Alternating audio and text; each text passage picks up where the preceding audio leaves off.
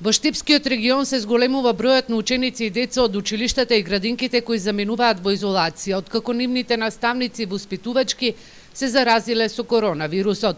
Од денеска во изолација се 50 ученици од 2 штипски основни училишта, кои наставата ја следеле со физичко присуство, а нивните наставници се со потврдени позитивни тестови. За нив наставата продолжува онлайн. Од пред 2 дена дома се и 28 деца од една штипска градинка. Со брзото ширење на британскиот сој расте и бројот на пациенти кои бараат болнички третман во Штипскиот ковид центар. Од вчера почне и поставувањето на централниот довод за кислород во модуларната болница.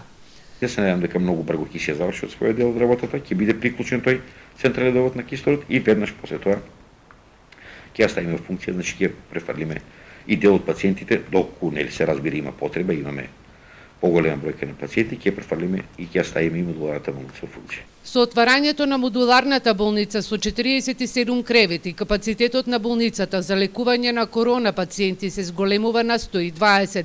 Од почетокот на пандемијата пред точно една година во источниот регион се заразиле 9940 лица, а како резултат од ковид компликации починале 269.